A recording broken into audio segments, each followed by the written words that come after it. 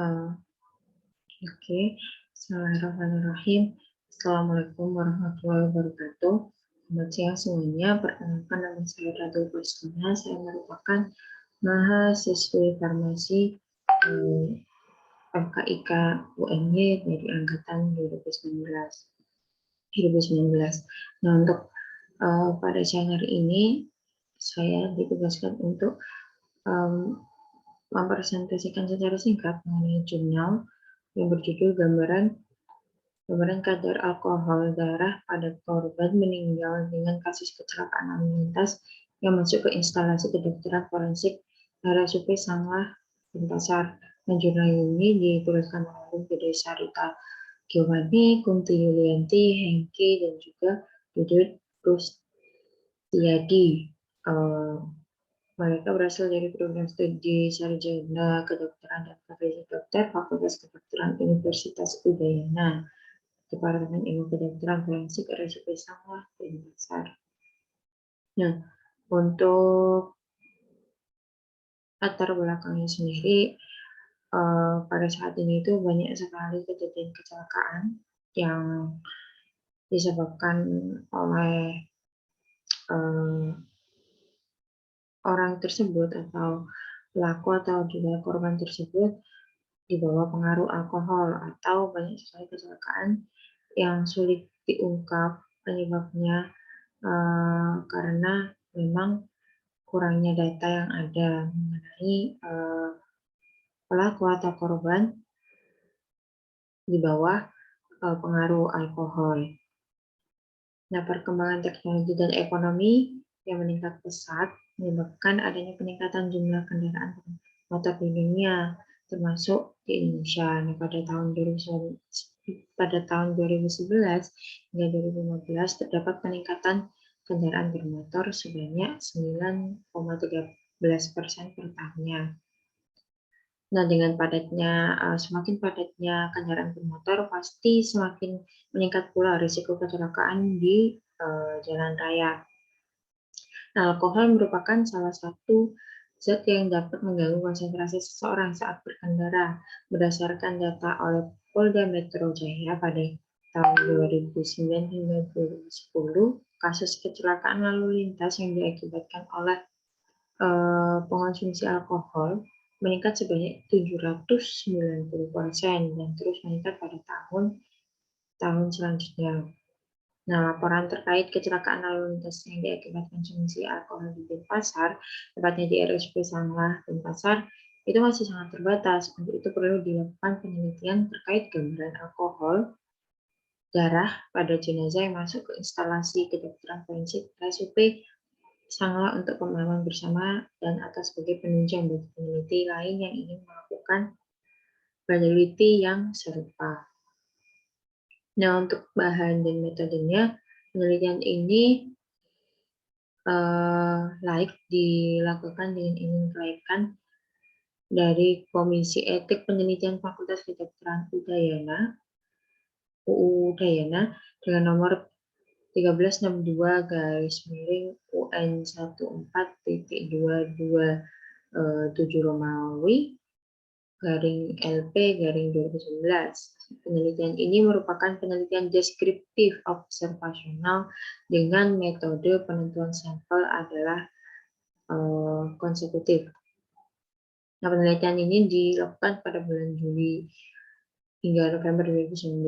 Subjeknya adalah jenazah kecelakaan lalu lintas yang masuk ke instalasi kedokteran forensik RSUP Sanglah sesuai dengan kriteria inklusi penelitian.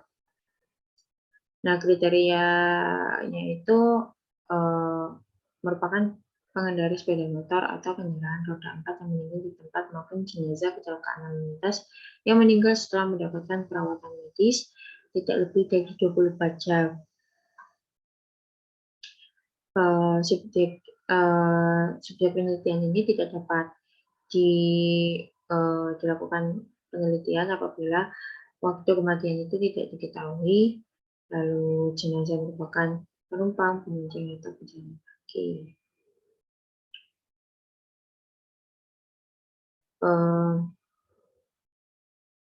Lalu Data yang diperoleh dalam penelitian ini adalah data primer dengan melakukan pengecekan alkohol darah pada jenazah oleh peneliti di laboratorium forensik capai tinggi dengan pengawasan oleh staf laboratorium forensik.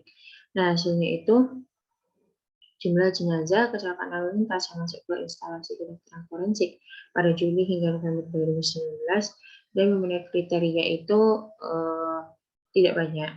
Jumlahnya hanya 10 jenazah.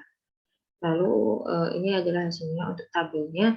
Bisa dilihat di sini persentase tertingginya itu pada korban atau pelaku dengan umur 46 hingga 65 tahun yang paling tinggi ya, itu di tabel 1. Lalu ini tuh sebanyak 4 orang. Lalu di tabel yang kedua,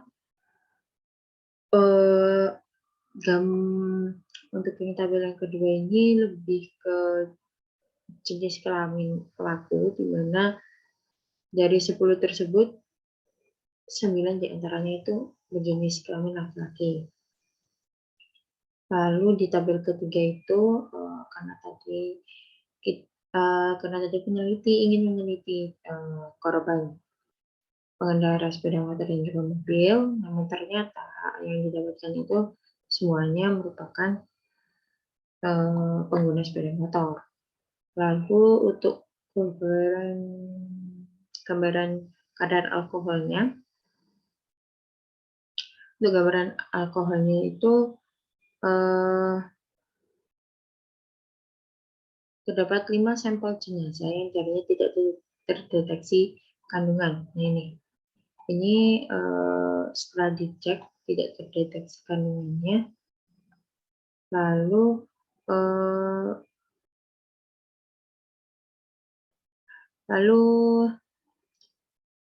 pada darah jenazah yang positif mengandung alkohol menunjukkan kandungan alkohol yang paling rendah adalah 36,02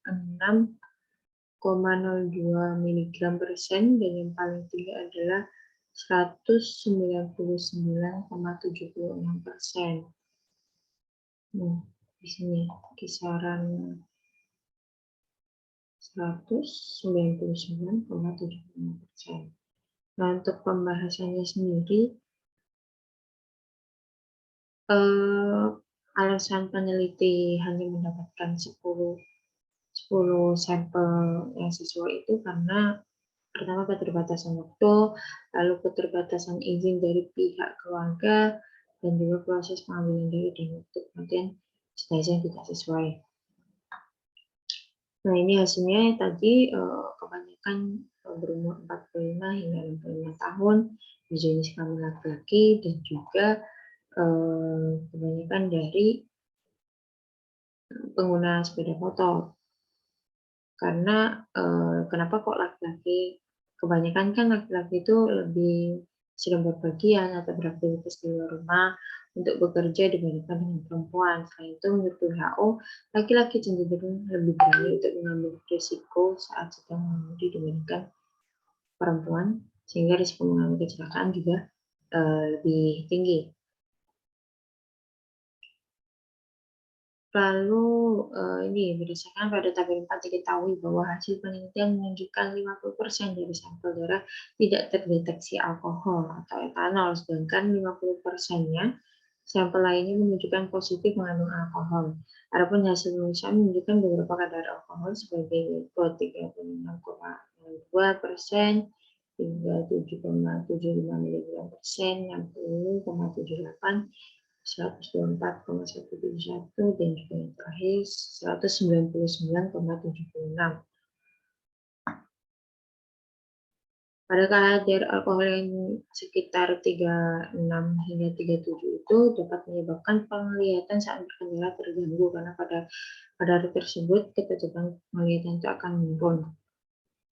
Lalu pada kadar alkohol dalam darah itu lebih atau sama dengan 30 dapat menyebabkan gangguan proses waktu reaksi dan gangguan keterampilan motorik.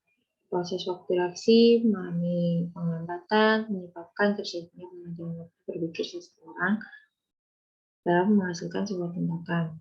Lalu pada kadar alkohol sebanyak 124 tan, terdapat gangguan lainnya pada tubuh seperti gangguan pendengaran, kemampuan analisa, dan konsentrasi.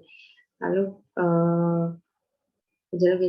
gejala-gejala tersebut akan lebih terlihat apabila kadar alkohol di dalam darah itu sekitar kurang lebih mendekati 200.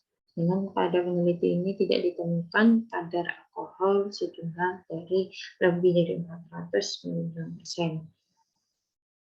Karena jika kadar darah sekitar lebih dari 400 atau sampai dengan 400, nanti seluruh aktivitas motorik itu hilang dan seseorang akan mengalami stupor atau koma. Kematian juga dapat terjadi apabila kadar alkoholnya itu lebih dari 400 atau sampai dengan 400 karena terdapat depresi pada sistem pernafasan pusat.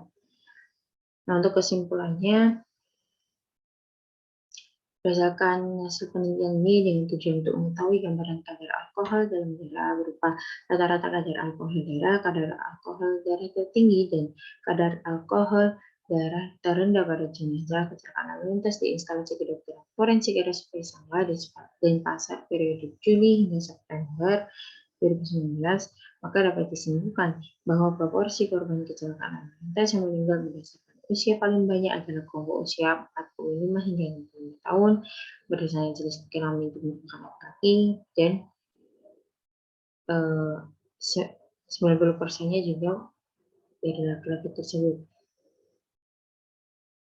Terus untuk pengendaranya merupakan pengendara sepeda motor, dan juga rata-rata kadar alkohol darah itu 45,90 mg/%. Untuk yang tertinggi ada 199,76% dan yang paling rendah ada 36,2 mg/%. Mungkin itu saja dari saya. Kurang lebihnya mohon maaf. Wabillahi taufik walhidayah. Wassalamualaikum warahmatullahi wabarakatuh.